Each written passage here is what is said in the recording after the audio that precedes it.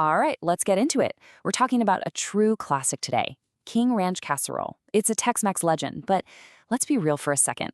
A lot of the time, it's kind of flawed. You know what I'm talking about. Dense, mushy, and just way too salty. So today, we're gonna re-engineer this thing from the ground up.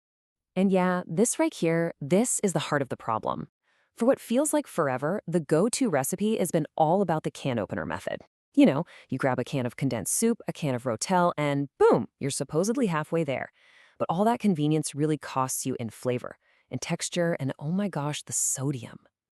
So, here's what we're gonna do. We're not just following a recipe today. Nope. We're treating this like a scientific protocol. We are de-industrializing King Ranch casserole. That means we're gonna break it down to its most basic parts and then build it back up. But this time we're aiming for something that's structurally sound and just bursting with fresh, amazing flavor that we control. All right, first things first. Our biggest challenge, and honestly the most important one, is the sauce. We have to completely reverse engineer that cream of whatever soup to make something that's just leagues better. I mean, this sauce, it's the foundation for literally everything else. So just look at this, the two approaches side by side. On one hand, you've got the old industrial method, and on the other, our protocol. We're talking a master sauce that's kind of a hybrid of two classic French sauces. We're using fresh veggies and a killer spice blend to build all that flavor from scratch. You can put that can opener away. So you might be wondering, how do we get that thick, creamy texture without reaching for a can? The answer is a roux. And don't let the French name fool you. It's just kitchen chemistry 101. You cook together some fat, like butter and flour, and you create this amazing thickening agent. It gives our sauce body, a rich kind of toasty flavor. It's the absolute key to getting that classic condensed soup feel, but with flavor that's a million times better. Okay, to kick those artificial, salty flavors from the canned soup to the curb, we need what I like to call a spice matrix. It's a precise blend. You've got chili powder for warmth, cumin for that classic earthy Tex-Mex vibe, and then smoked paprika. That adds this incredible, subtle depth. It really gives you that savory, long-cooked flavor. This trio, it's absolutely crucial. And here's how we do it, our four-step protocol. First, you build that blonde roux. Then you slowly whisk in chicken bone broth to temper it, and using bone broth is a pro move because the collagen adds this amazing mouthfeel. Next, you stir in your sautéed veggies, especially those poblano peppers for that authentic kick. And then, the grand finale. Stir in heavy cream, but, and this is super important, off the heat.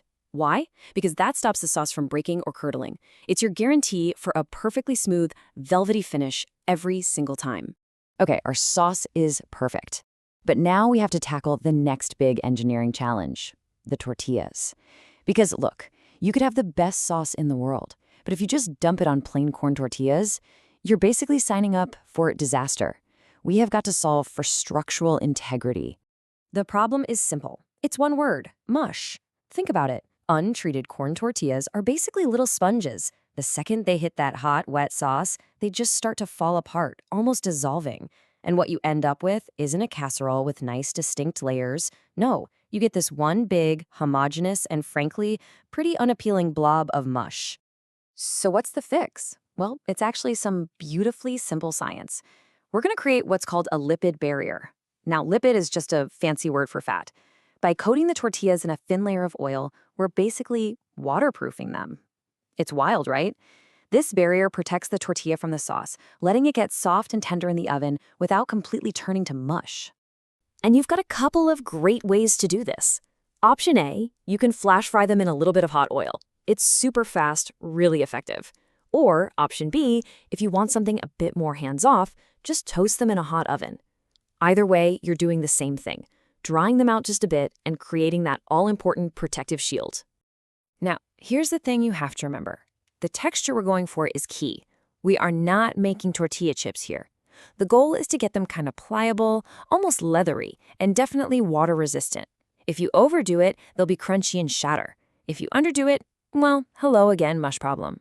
It's a real balancing act. All right, our sauce is on point, our tortillas are prepped and ready for battle. Now it's time for the final phase, assembly. And just like any good scientific protocol, the order you do things in really, really matters. We're not just slopping stuff into a dish here. We are building this casserole with logic. The goal is to get that perfect bite every single time. So here is our layering protocol. It's basically the blueprint for perfection. You start with a little sauce on the bottom of the pan that keeps anything from sticking.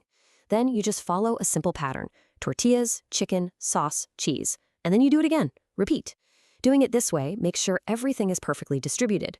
You're never going to get a dry bite or a bite that's just a giant glob of cheese. It's all about creating a balanced system.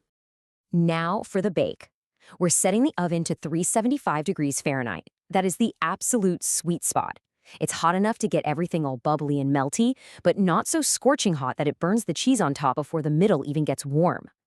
And you're going to want to leave it in there for about 30 to 35 minutes. You'll know it's done when you see the sauce bubbling up around the edges and the cheese on top is all golden and melted and just starting to get those delicious little brown spots. Okay, so it's out of the oven. Your whole kitchen smells incredible. It looks absolutely perfect, but I need you to stop right there. Put down the knife. Do not touch it. The experiment is not quite finished yet. There's one final and I would argue most important step in our entire protocol. This is it. The step is letting it rest. Seriously, I cannot possibly stress this enough. If you get impatient and cut into this thing right out of the oven, all your hard work is going to turn into a soupy mess on the plate. It won't matter how perfect your sauce was. You have got to let it stand for at least 15 minutes. What's happening during that time is pretty cool. The carryover heat is still working its magic, but more importantly, the sauce is starting to set up and get firm. This is what lets you cut a clean, beautiful square that actually holds its shape on the way to the plate. Trust me, your patience will be rewarded tenfold. And there it is. The experiment is a success.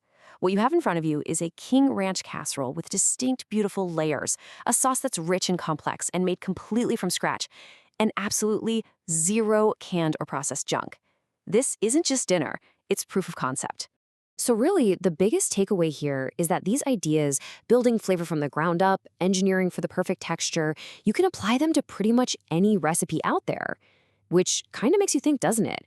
What other classic can opener recipes are out there just waiting for us to give them their own deindustrialized protocol?